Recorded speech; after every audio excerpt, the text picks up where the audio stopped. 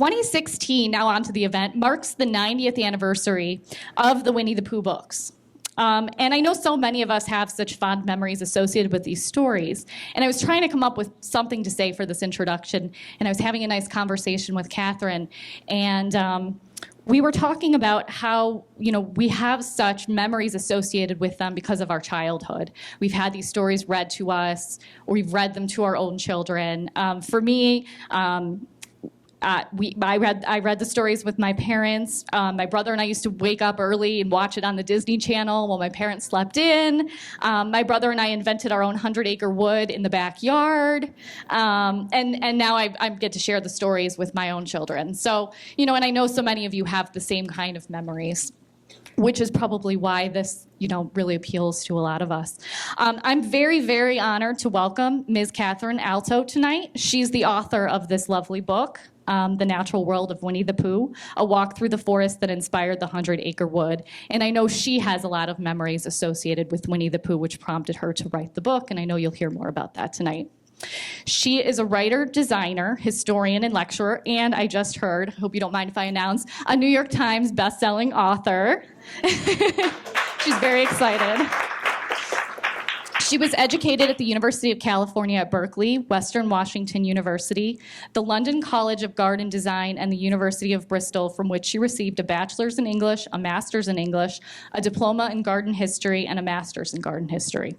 She's a member of the Association for the Study of Literature and the Environment, the Garden History Society, the Garden Writers Association, the Garden Media Guild, and the Society of Garden Designers. Please join me in welcoming Ms. Kathryn Aalto.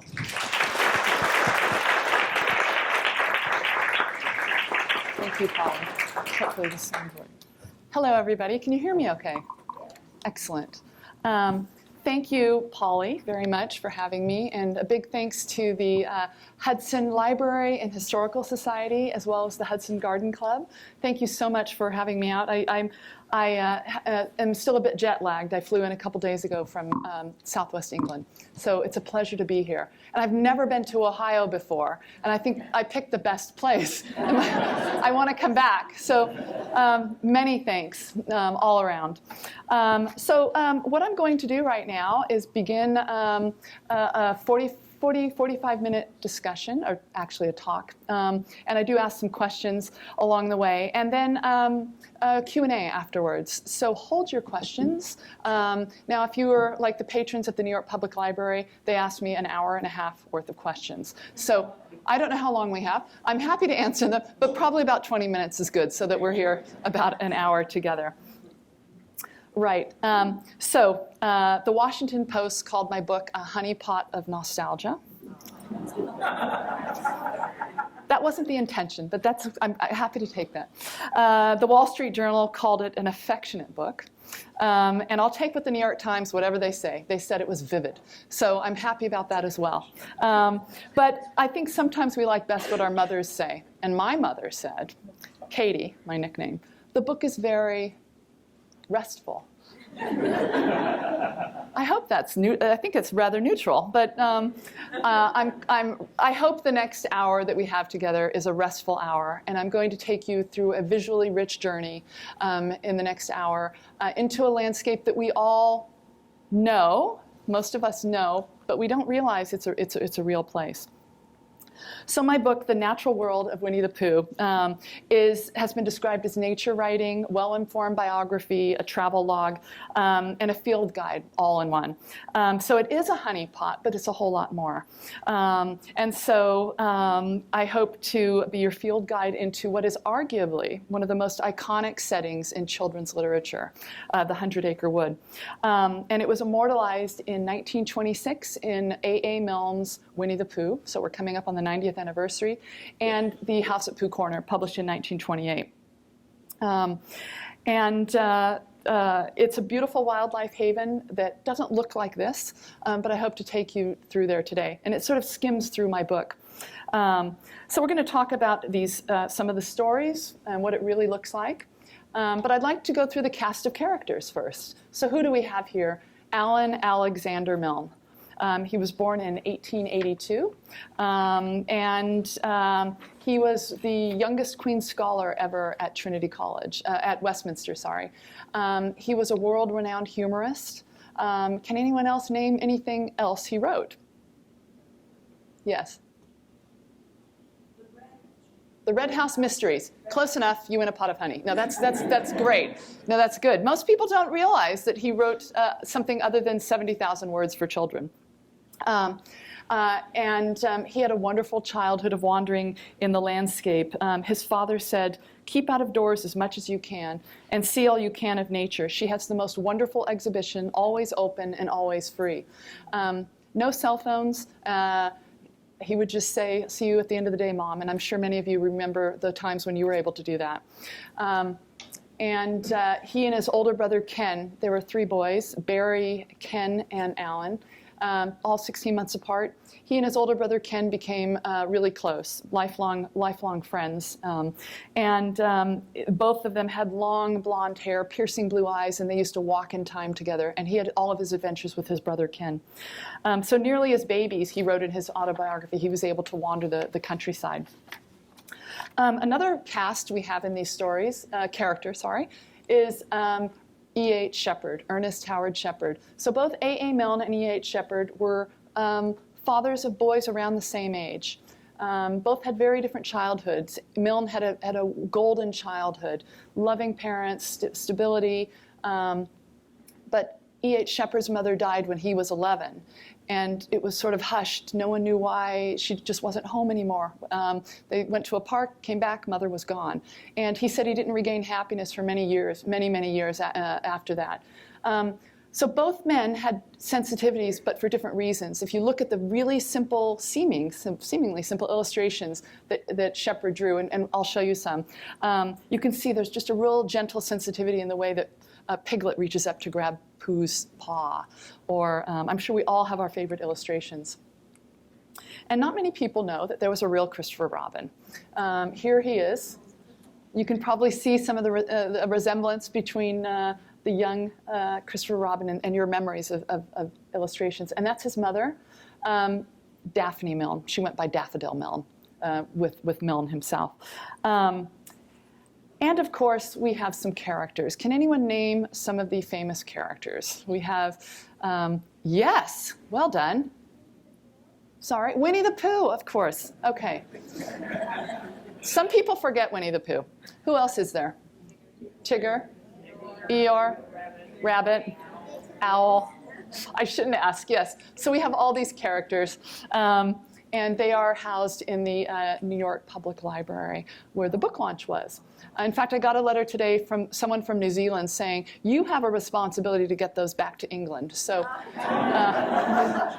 so if Customs sees these scruffy characters in my luggage, maybe they'll just overlook it. So we're missing 2 characters here, Owl and Rabbit, and they were based on A.A. Milne's wanderings in the real Ashdown forest. They weren't based on stuffed animals. And I hate to break the news to you, but Roo is missing. He was eaten by a neighbor's dog and left in an apple orchard. So you never knew what you were coming for tonight. Now you can go to cocktail parties. So I want to tell you where Ashdown Forest is located. It is in southern England. I live about 3.5 hours west in the southwest. Ashdown Forest is a wildlife haven, about 6,400 acres, and it's about 40 miles south of London. It's about 40% woodland and 60% heathland. And I'll show you images of those pictures.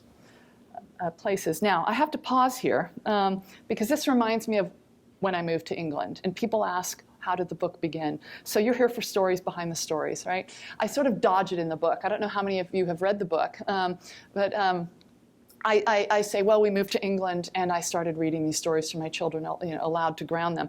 Well, it was much Polly got a whole earful of it tonight. She said, well, how did the book start? And I said, well, I have to tell you. In 2007, my husband, who's American, got a job at the University of Exeter. He's the world's leading expert in mud. So if he's a geologist. And so he got his dream job at the University of Exeter.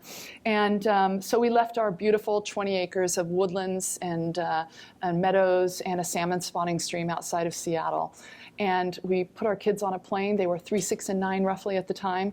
And we said, we're living a chapter of our lives abroad. Of course, 10 years on, we're still there. But, and I'm from the American West. I'm used to volcanoes in the Pacific Ocean, big landscapes. And this is what I see flying in. And I think, well, it looks like Teletubby land. And like, how am I going to raise my children here? It looks closed in and claustrophobic. And so imagine what it feels like to leave the familiar landscape you have, your family, your job, your community, your culture, your nation. Did I leave anything off? Everything. And moving to a country that you don't really recognize. We speak the same language. My kids all have English accents now. They say tomato and oregano and that kind of thing. But this, to me, I felt I wanted to give my children that classic childhood. And to me, being outdoors and wandering and stability was tied together. So I was a little bit lost the first week until I found a book on walking. And before the jet lag wore off, I clocked in about 20 miles of walking public footpaths with my family. Has anybody walked in England on these ancient public footpaths? I see lots of people nodding. Yeah. So I could walk from my house in Exeter all the way up to the Hebrides in Scotland if I wanted, without even using a map, just following these ancient network of footpaths that go all over like a spider web. And they're about this wide. And we have a legal right to roam. So if you imagine people wandering from a hamlet to the cemetery, or from one hamlet to another hamlet, it's these roads, paths that have just been used and used and used. At the same time, I was also reading them classics to ground them in this transatlantic move, Mark Twain and Winnie the Pooh. And the book came from 2 very simple questions. Is there a 100-acre wood? And can we walk there? That simple. And that's how you have the New York Times bestselling book in front of you. It's only been 4 days, so I tell everybody, the baggage handler, everybody. It's true. Everybody. So that's how the book came about. Now, my landscape looks a bit like, this is a landscape in East Sussex. So what I'd like to do is give you a bird's eye view. We're descending now. We've flown out of Ohio. We've flown over the Atlantic. And we're flying over East Sussex. And this is what this landscape looks like. Ancient landscape. It has been glaciated down there, but there are some areas. You can read the book for more geology, which I talk about. But it does look like this. It looks like a storybook landscape, actually. And it's it's located in what's called an area of outstanding natural beauty, which is one step down from a national park. So we casually say it's an AONB. And Ashdown Forest is located there. And it's also called a forest. Now, in American terminology, or our view, we think of forests as vast, millions of acres of evergreens, for example. But if you go back to the ancient derivation of the word, a forest is a wild tract of land. It's a royal hunting ground with very special regulations and rules tied around it. And it's also an uncultivated wild space. So it's not what we Americans think. We have actually a very modern view of the word forest. This is what the forest actually looks like. So we're descending down into it. So you see, this is in Wren's Warren Valley. And it is a landscape of heather, several different kinds of heather, ling, and punctuated, and gorse, which has a lovely scent of coconut. And there's a phrase, it's an Old English phrase, kissing's out of season when gorse is out of bloom. And there are 2 different kinds of gorse. It's always in bloom. So you hear about English reserve. No. So this is what it looks like. And it's punctuated by these solitary Scots pines.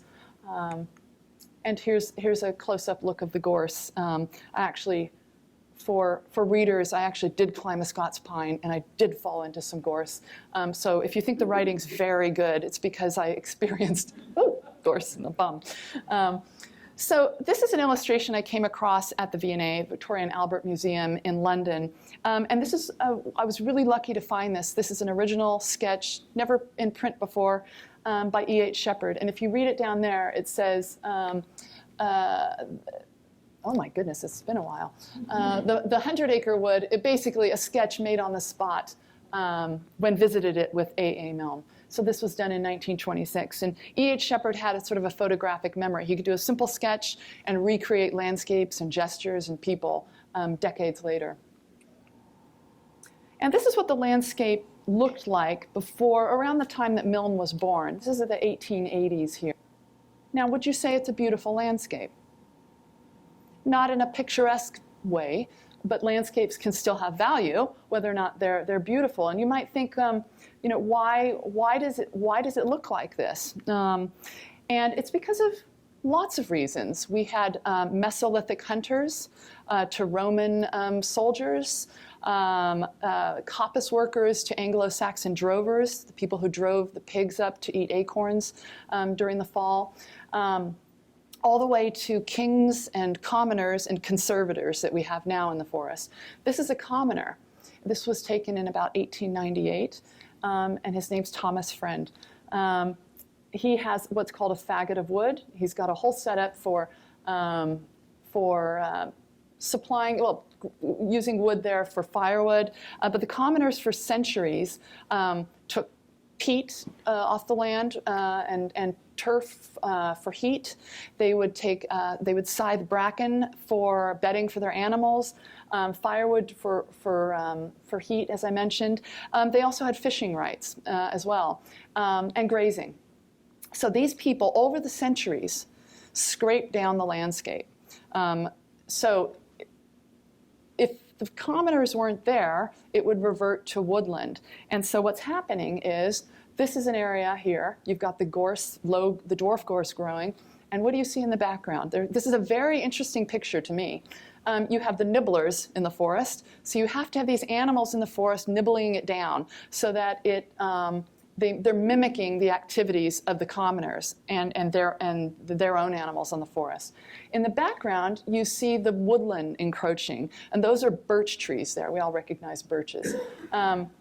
And sometimes the rangers have told me sometimes when they're out sawing down trees, people will say, why are you sawing down that tree? Of course, they're Londoners or something. You know, they're just zipping through the forest. And they don't realize that birches are considered weeds, and the rangers are sort of weeding a garden on a big scale when they take these out. Otherwise, the woodland would encroach in. And the reason it's so important is if you can imagine all the protections around the crown jewels in the Tower of London, there's no way you're taking off with anything, right? There are, if you can imagine as many protections around this landscape, so if you imagine this as a jewel in the natural world in southern England, there are probably 4 or 5 major scientific designations. You cannot build within 4 miles of this place. If you look on maps, you can see that I provide in the book, you can see that there aren't any hamlets within the forest. It's nothing can happen there, and that's because it's a rare heathland that supports rare flora and fauna, and I'll show you those in a few minutes. But here you have more nibblers. They've got Exmoor ponies, Hebridean sheep, and belted Galloway cows. They used to have lots of rabbits as well in the forest, hence lots of names are Warren and so forth. So people have asked me, so can I take this map and go to the real forest and find all these places? And the answer is, well, I don't really like to give an answer because I like people to keep this 100-acre wood in their own minds and discover places on their own. But just between you and me, this is a hodgepodge of places. So you can't really take this and expect to find these places.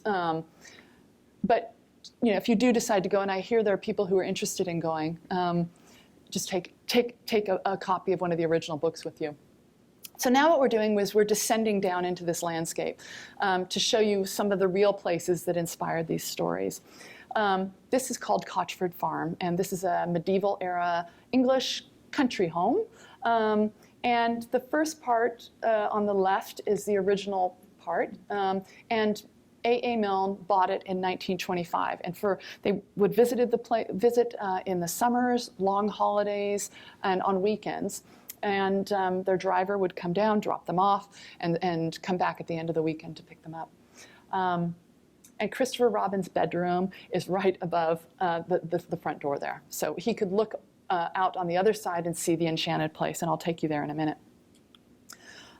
So the owner, this is the back here. The owners get a funny mix of people visiting at Cochford Farm. I'm sure you've heard of the Rolling Stones. Well, you know, how did Brian Jones die, the founder? In a swimming pool, that one. So Brian Jones actually lived at Christopher Robin's house. It's quite an odd thing. So the owners get a funny mixture of people. You've got the doughy-eyed Winnie the Pooh fans, and then you get the slightly stoned Rolling Stones pilgrims. So, you know, and then you get people like me who write them very nice notes. It's deliberately not put in the book because I didn't want them to be deluged with visitors more so than they are, but it's really hard to find, actually. And they've since paved over the road. I said in the book it was a dirt lane, and now it's a paved road, so I've really thrown people off. But some of the gardens here look the same. And if you have, I know gardening club members are here, if you have any questions about the gardens, I'm happy to take those. But Daphne Milne put in a lot of the hardscaping, and it's still here. So you hear the lovely English family looking directly into the eye of the camera. Yes. And that's Christopher Robin with his bear. And another fact for cocktail parties is that Christopher Robin's own bear was not the actual model for the stories. It was E.H. Shepard's son's bear, Growler. Some of you might know that fact, but now you have an extra one. And you can still go into their garden, and there's still signs that the parents really cherish this part of Milne's history as an author. Right. So the story started when Christopher Robin was playing in an ancient walnut tree. Now, you gardeners here will know that this is not a healthy tree. A tree with a big gash in the middle like that is not healthy. In this case, it was on its way out. So this was in about 1926. And Christopher Milne is about 6 years old. And you could see Piglet and Winnie the Pooh are together there. And this is where the story started. He wanted his child to have freedom in the landscape like he did. And imagine your grandchildren, your children, what you did as a child, and I did as well. You build tents and forts and tiny little nests so you can look out at the world, but know that mom and dad are around. And so this was, I've read a couple, he had 2 autobiographies, and he loved playing here. And you can see Shepard drawing on the 2 there. The resemblances between the 2. But this is where the book started. It started in this walnut tree, which came down in about 1971. So Shepard's drawings really do look like the real landscape, and this is the tree I fell out of.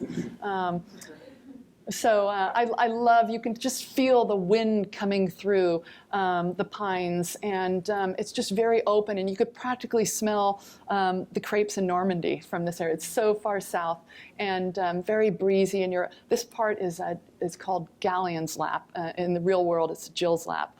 And it's the very top of the forest, so it's windy and effervescent. And there are very few signs that you're actually in this iconic literary landscape. This is one of them here. It's a sign about this tall, and it says, "Footpath to Pooh Bridge." But there's nothing else in the forest or in Hartfield, which is the name of the village where they moved. So I thought it'd be time to read a short paragraph of what it feels like to visit as an American. I expected it to be how? How would you expect it? Maybe commercialized, a little bit exploited, and it's not like that at all. It's like that because they're protecting the actual physical landscape, because it's so well protected and so rare. It's not like the conservators said, let's protect Pooh country. Not at all. It's the inverse. So protecting the physical environment protects the literary landscape. So here I go. With a population of 2,000, Hartfield has retained authenticity as a charming English village. Ashdown Forest is located south of the village.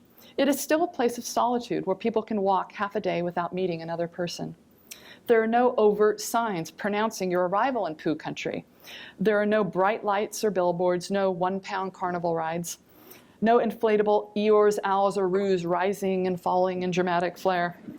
There are no signs marking the dirt lane where Milne lived, nor pub grub with names like Milne Mash and Peas, or Tigger's extract of malt cocktail on ice.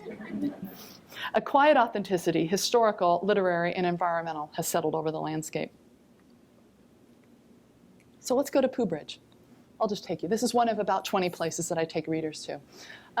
So this is, again, I use the word iconic so much, a classic image from the Winnie the Pooh stories, which embodies what we all want for children and childhood, just a really simple childhood of tossing a stick in the water. How many people have played Pooh sticks? Yeah. For those who don't know, it's very complex. You find a stick. Preferably you don't do what I did, left hand versus right. You actually have friends with you. But you drop the sticks in a current, let them go downstream under the bridge, and you rush to the other side to see whose stick has come out first. So there's a lot of strategy. Actually, there is strategy. You can study the currents and get a heavier stick. But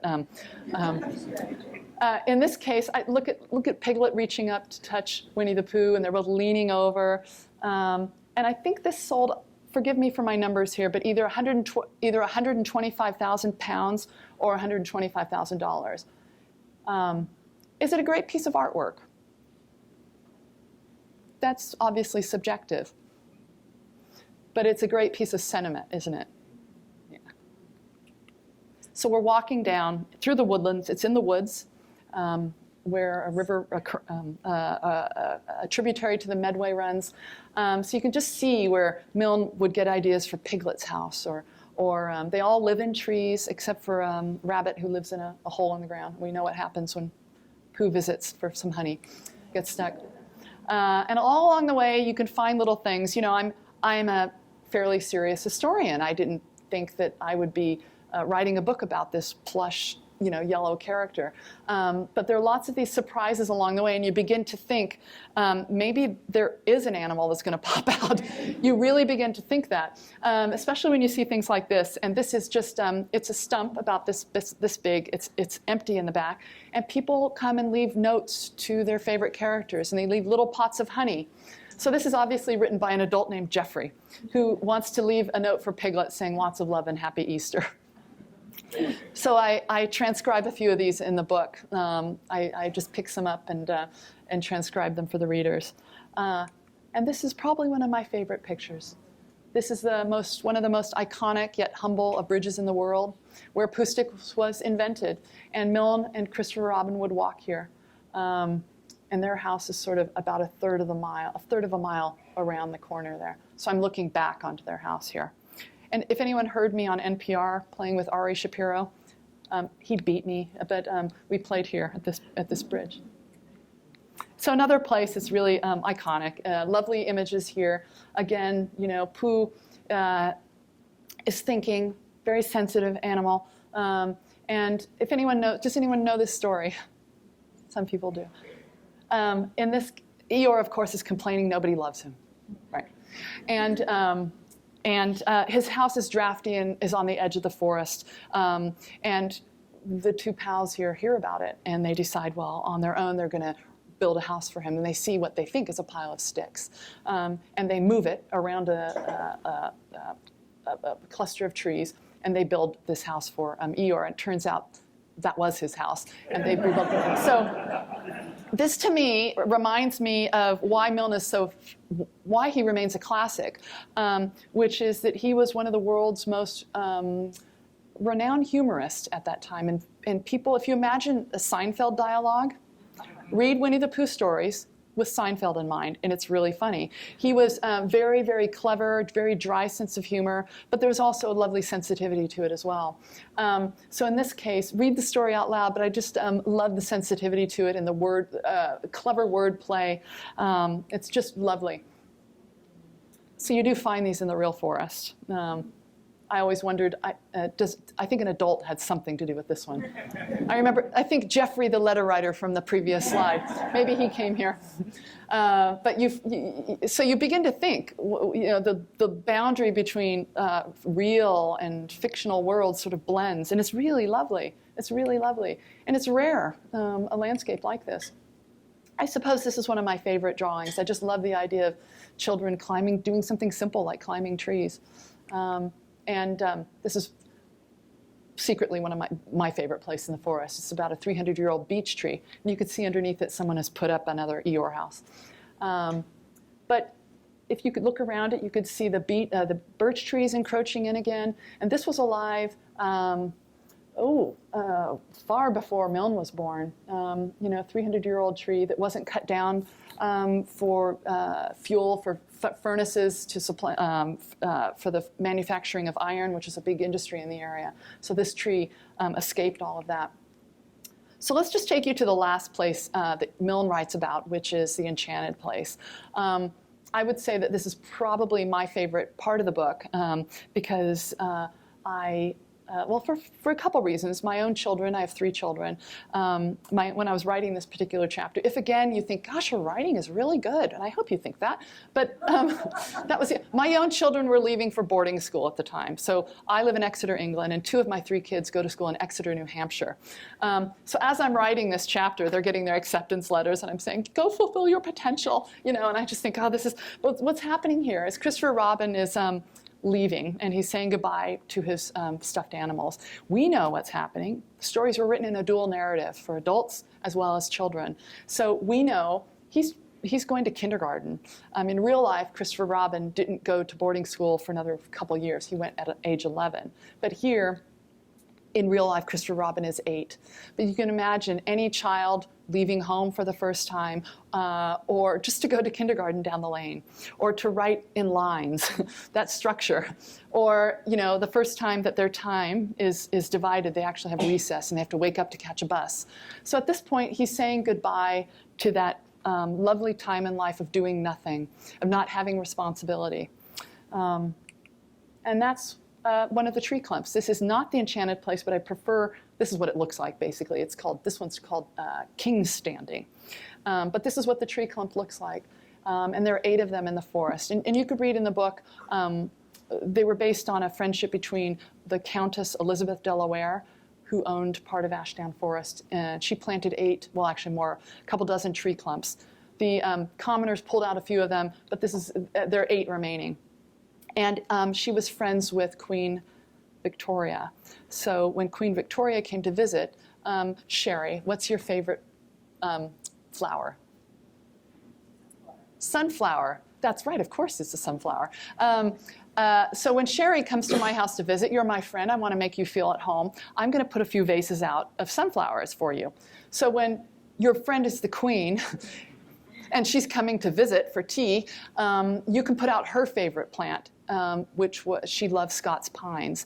And where is her summer home? Where is the Queen's summer home to this day? Balmoral in Scotland, yeah. So this is a wonderful vestige, original research, so I'm really proud of that section. And I loved these vestiges of a friendship. So even though in the stories, Milne probably didn't know this, it's Christopher Robin saying goodbye to his friends, and we all have those stuffed animals that we have to say goodbye to.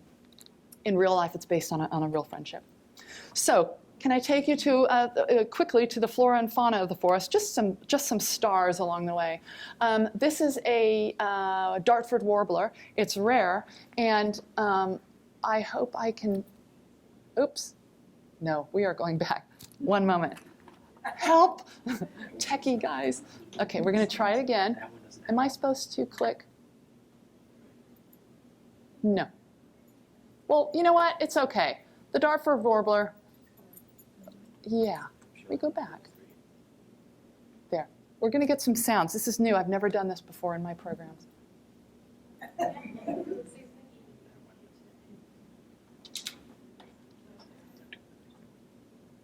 Oh. We just go back to this current slide, actually. No.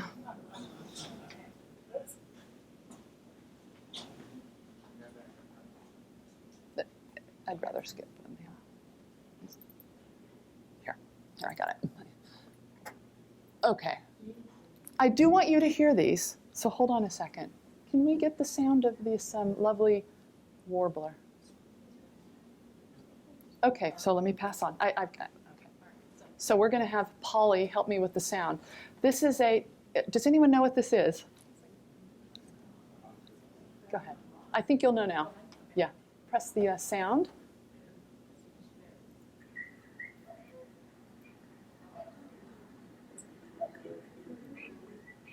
It's a cuckoo. Okay, we can stop that. Oh, actually, let's not hear this.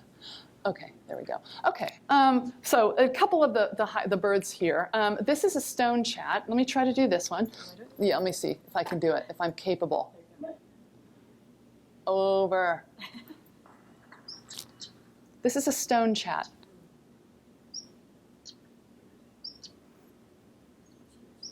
If you imagine two stones knocking together like that, that's a stone chat. These are sort of the more rare birds in the landscape.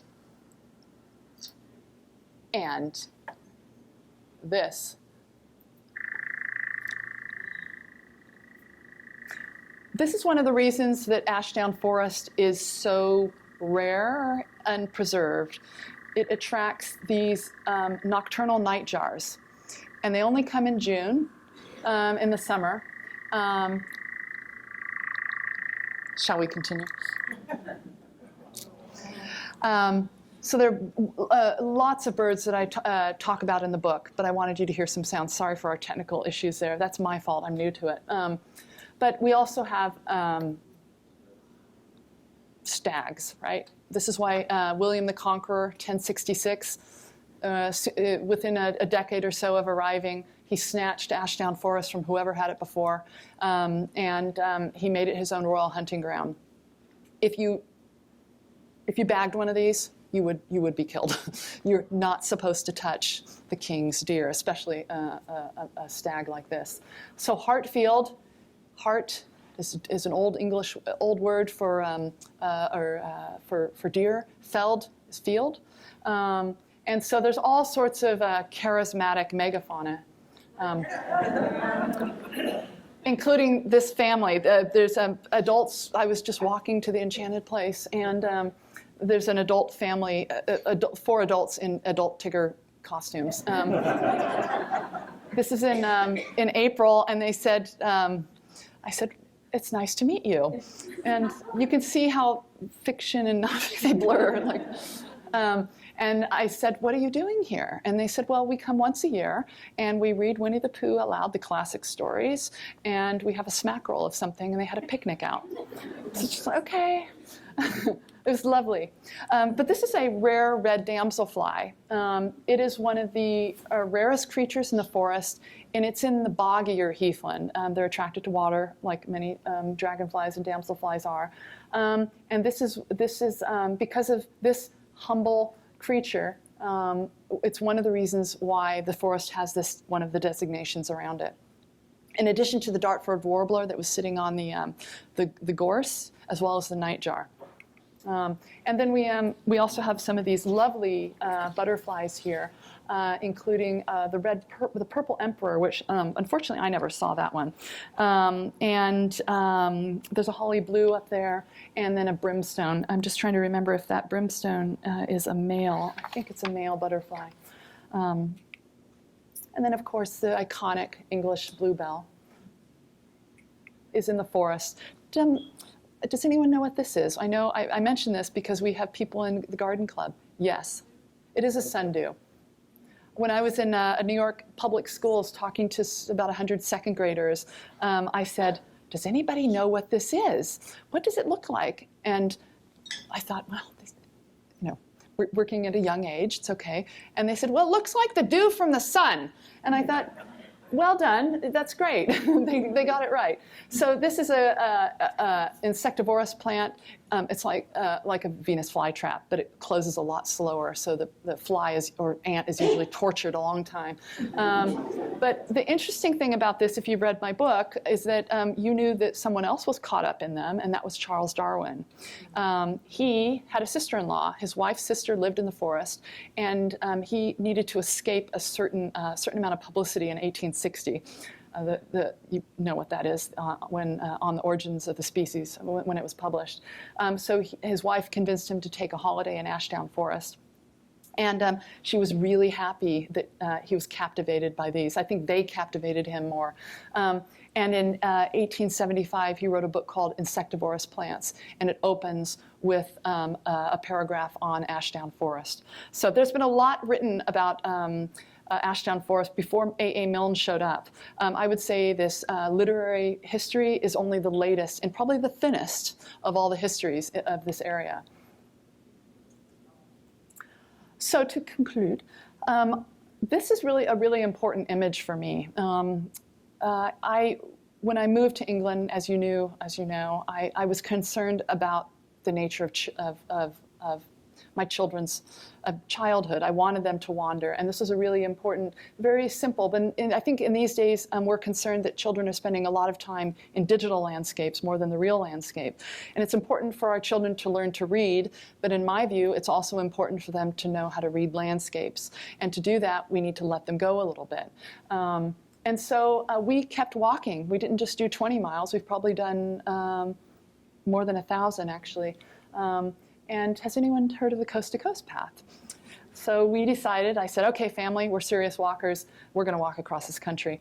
So in 2012, before this book was really forming, we started in St. Bees in the Lake District and walked about 200 miles across the country, just following public footpaths. So I love that image of Christopher Robin eating an apple along the way. And this is the kind of childhood my children have had in a completely different country. And you could tell they're not having a really hard time. And I'm pretty happy about the kind of childhoods they had. Not everyone values this, but I do. I really value kind of old classic ways of being in the landscape. And doing simple things like finding a toad and having your son present you with a wildflower bouquet. And encountering lots of sheep, a lot of sheep. I won't tell you about the game of sheep tag they developed.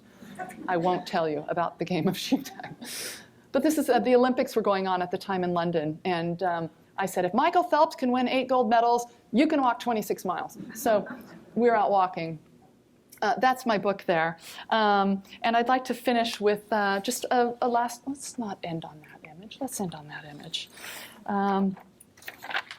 Just a last paragraph that I've written, if I can find it. I did write it. You'd think I'd know where it is. So why are the books classics and why do they endure? Why are we talking about it 90 years later? I think combined with E.H. Shepard's emotionally delicate illustrations, these stories by A.A. Milne and Shepard feel like snapshots from a past we're trying to regain.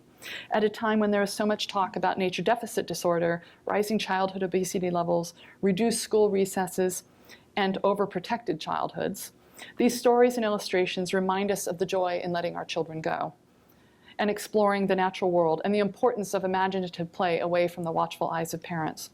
The real and imagined landscapes of the 100-acre wood are tender touchstones for the precious time of childhood. Milne's books remind us that aimless wandering and doing nothing are a very important something. And I think I'll end it there. There's more. I think I've made it right at 45 minutes, and I'd love to take your questions. Thank you very much.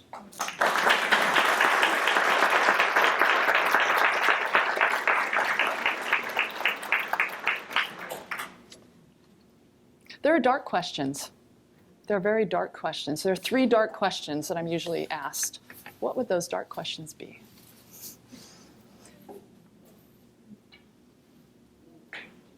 We're having a pregnant pause right now. I love them. Yes? Have you read The Last Child in the Woods? Yes, I have read. The question is, have I read The Last Child in the Woods? And Richard Louv wrote a review of my book. Yes, Richard Louv is probably the leaders right now in talking about the importance. He coined the term nature deficit disorder, and it's like a psychological state we can often be in these days. If you're hunched over your computer, go to any coffee house. I was hunched over my computer for about 4 hours today, and you just want to go for a walk. But today's children are on iPads and smartphones and computers and video games. If you know that you've read all these things about how much time children spend in front of computers. Richard Louv is just trying to say, let's change that. So he liked my book, which made me very happy. Yes? Does the National Trust have anything to do with that area that you talked about? The question is, does the National Trust have anything to do with this area? And they do not. In fact, Milne's house has been looked at by the National Trust as well as English Heritage, two protective bodies that preserve architecture and famous areas. And no, they don't. It's a forest, so it's outside of that. They're more interested in cultivated landscapes where architecture is, or a designed landscape, like a Capability Brown landscape, for example, or any other designed landscape. This is manipulated. Ashdown Forest is what you call a plagioclimax landscape. It's man-made, man-maintained, but it's not designed. Yeah. Yes? Christopher Robin grow up and remain in that area, or go back to it often, or you said there have been autobiographies? Yeah, so the question is basically what happened to Christopher Robin, and that's one of the dark questions. So what happened is let me just take a minute to answer that question, if you don't mind. He loved being Christopher Robin for a long time. And for one thing, he didn't identify with that character, Christopher Robin. It was like this other entity, because at home he was called Billy Moon. He liked the name Billy, so he said, "Mom and Dad call me Billy," from a young age, before Milne started writing these. And he couldn't pronounce Milne, so he would say Moon. So he was known as Billy Moon in the family. So this character he knew it was based on what he looked like, but it was this other boy. And he loved getting letters from people. He was one of the most famous boys in children in the world in the 1920s. In fact, Milne came to New York City, his only trip, in 1927 or 28, and everyone wanted to know, where's Christopher Robin? He was in school, but he didn't come with him. Later, though, he grew to resent the effect of celebrity on. He didn't ask for it. It's like, I'm on Twitter. I would never post a picture of my children on Twitter. They didn't give me their permission. Milne wrote the stories for his son. He was a writer. He wanted to create these stories for his son. No one expected this to happen. So it was an immediate success. I mean, we know what's happened. They've been translated into 50 different languages. Millions and millions of copies have sold. So there was a time when he felt that his father built his career on his shoulders, when in actuality he was wealthy and famous long before he wrote these stories. The other thing is that Christopher Robin was very shy. I mean, incredibly an introvert. So for this a degree of celebrity to happen to a shy person was really difficult for him. And then eventually he ended up going into the war. He fought in some war. He was in Italy. And he kind of developed his own identity away from being Christopher Robin. Also, people didn't want Christopher Robin, the bobbed-head little boy, to grow up. And he grew up. We always think of him as preserved as this boy. Interestingly, so if you're a famous literary figure, what line of work do you not go into if you're trying to escape it? You don't run a bookstore. And he ran a bookstore in my neck of the woods in Dartmouth. So he ran that bookstore on his own. He didn't want any royalties, profits from the Winnie the Pooh books for decades, probably 35 years.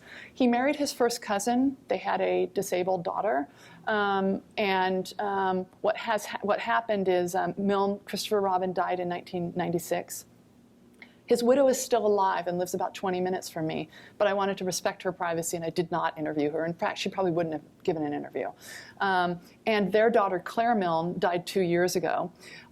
So in my county of Devon, and actually in Exeter, there is a organization called the Claire Milne Trust.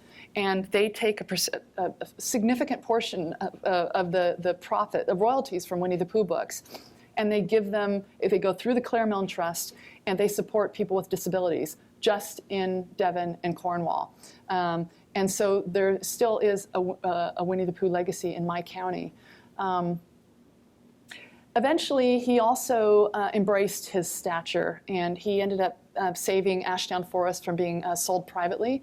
And that was in about the 80s. If you Google Christopher Robin, Ashdown Forest, you'll see videos of him advocating for the preservation of the forest. He also helped rebuild one of the last iterations of Pooh Sticks Bridge, which was built actually to look like an E.H. Shepard illustration. E.H. Shepard, so it's a case of life imitating art. The real bridge did not look like that. Shepard embellished it a bit. And then the last thing is he opened a memorial for his father and Shepard. And there are pictures of it in the book. I don't tell you where it is. The forest probably does on some pamphlets, but the whole idea is to find it on your own, to discover it on your own. So there's a period in his life where he resented it, but he came to embrace it. And you could read his autobiographies, as I have, and read what he had to say in his own words. Yes? So the real Winnie the Pooh, the one that's in the New York Library, is that Christopher Robin's bear, or is that Ernest Shepard's bear that he drew? That's Christopher Robin's real bear, because I have more... That's not the one that was the model for the... Right. Okay. More cocktail party facts. When Milne told Shepard that Rue was gone, he also said, Shepard said that, I hate to say it, but Growler was also eaten by a neighbor dog and left somewhere else. So Growler is gone as well, and that was the original model for Winnie the Pooh. Yes? Why did I pick Winnie the Pooh? Well, I was curious about the 100-acre wood. Was it a real place, and could I walk there? And it was less about Winnie the Pooh originally and more about the landscape, because I love landscapes. I design them, I design gardens, and I study their history. So I was really curious, is there a real 100-acre wood? And because I like to walk all the time, I said, well, I want to take my children there. And so that's how the book started. Yeah. Don't read my book until you read the original books, okay? How old are you? Yeah. Yeah, maybe read my book in a few years. I don't want to pop your bubble. Yeah. Yes? Do you have anything else that you're considering writing about or in the process? Yes, I do, and I'm supposed to keep it a secret. One is on another literary landscape. Yeah. Can you guess what it might be? England? No. No.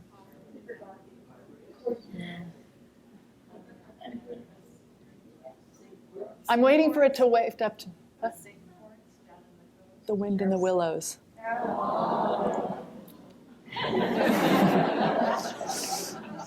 And then I have a funny memoir about moving to England, Bill Bryson-esque from an American mother perspective. So that's in the works right now. So look for that in about 2 years. Please, let's make it another New York. I'm kidding. Are there other questions? Yes? How long did it take you to go from coast to coast? 13 days. So when we were in 14 days, we took one rest day. So we started in the really hilly Lake District, up and down. So in that, I looked online, I studied it, and I thought, if it's up and down, I don't want to do more than 10 miles. So we did 8 miles, and then we did another 8 miles. And then when it was flat, we took off like bats out of, and walked. I think we walked 20 and 26 mile days, probably 4 times, but that's when it was really flat. Yeah. I was the most in shape. I was most concerned about my daughter, who was 13 at the time, and no, she was 12. And I thought, her boots ripped apart in Beatrix Potter's Lake District. So we bought her a new pair of boots, which you never want to do on a long distance walk. You never do. It turned out I was the one with 12 blisters on my feet. It was awful. And my daughter won, we all had family awards, and she got the Billy Goat Award for just going. not just go up the path, but go up and down the valleys like this. So she was a real trooper. I would recommend that for anybody. You can go, it's called the Coast to Coast Path. There are books on it. You can create your own itinerary. Several of my friends with their families have gone after us. I followed a friend who ended up, what did she do next? What would she have done after she did this walk? The Appalachian Trail. I'm not doing that, but she did that. This was just her warm-up. And she took her 4 children. One who was 14, one had Down syndrome at 12, and twins born at 27 weeks. They were young, a lot older, about 9 at the time, the twins. One dropped out, but she walked them up the Appalachian Trail. So she needs to write a memoir. Other questions? We can take a few more questions. Yes? Do you have any concern that the success of your book might harm the idyllic nature of the area? I don't, because people write me all the time. I have a page in here where people can make contributions to the conservators of Ashdown Forest. For Americans, it takes a lot of effort to get there. You have to fly there. You have to buy you have to do that. I'm not concerned at all. It's a funny place. It's between London and Brighton, and a lot of people skirt it from London. They don't realize it's there.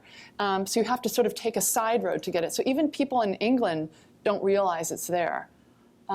You may have a much rosier picture of my book's success. I hope it's successful, but I don't think I'm going to overrun. Yeah. I'll warn them, though, that there might be a bunch of Americans in Tigger onesies showing up. It's a lovely place to walk. It's not like a place where you want to go for a week. It's a place where you can go for maybe 2 days and stay at the Ashdown Park Hotel.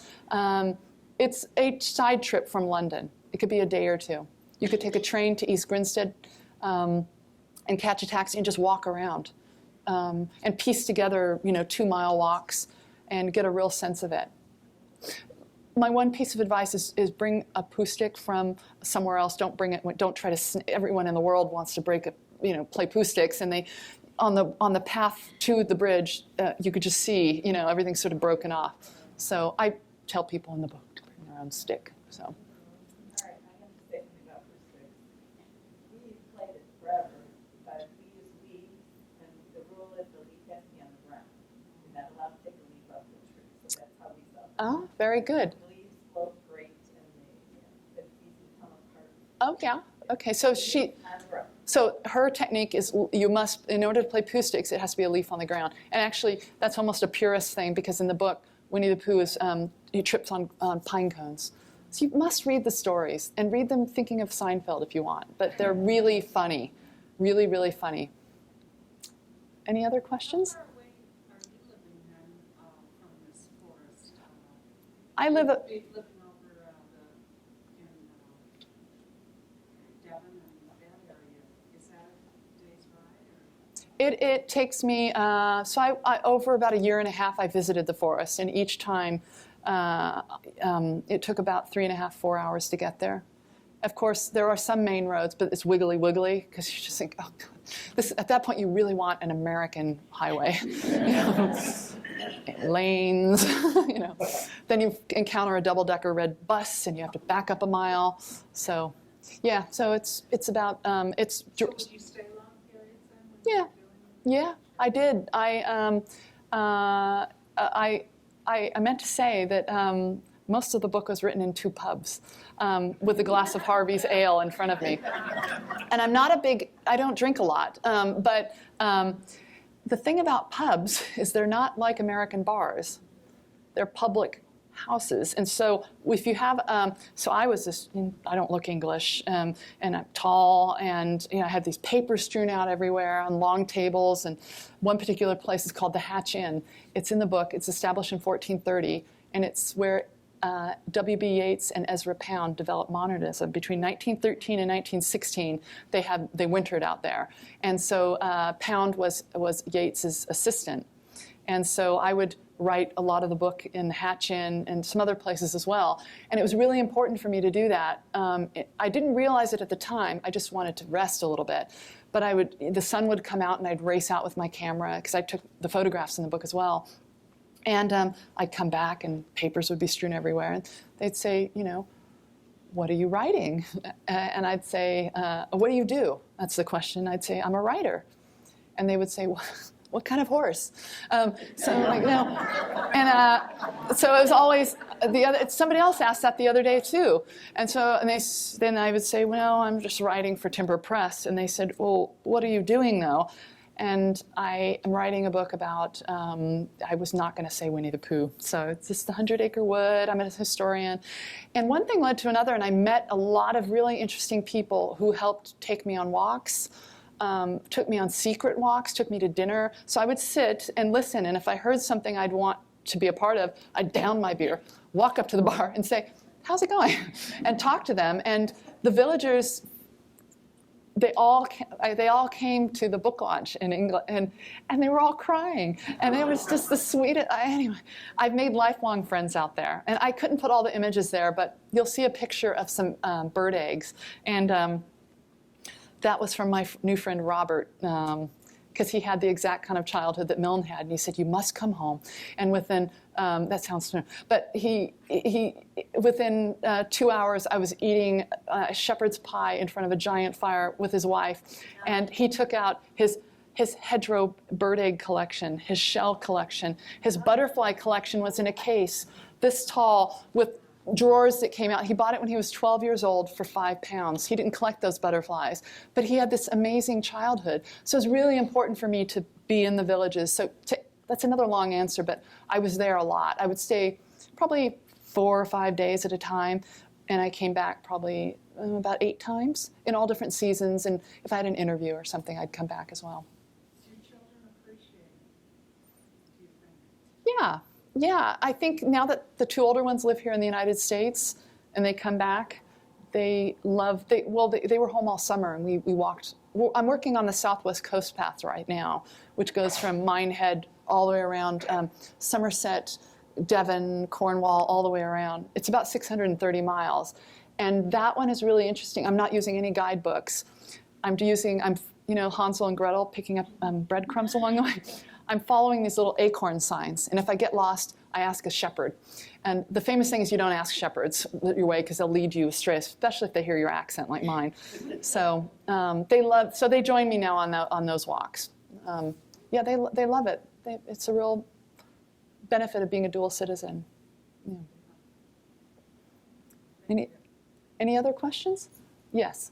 Do you run into people on any of your walks in the woods where they do that walk-through thing once a year in England so that they can preserve those pathways? You're asking, okay, so your question is, the question is, do I run into people who are doing these walkthroughs? And that relates to if you walk a path, if the footpath near you has been walked on within the last year, you can't divert it, you can't close it off from people. So they have to be walked a certain amount for them to be preserved. It might be more, maybe once in, I don't know the duration of time, but I haven't it's not like I run across from somebody and say, are you doing that walkthrough? I wouldn't ask somebody, we would just. Well, I know they have one day in particular where they set people out, I saw it on PBS, where all across the country, everybody just goes out and makes sure that they walk on some of the pathways to keep them public domain.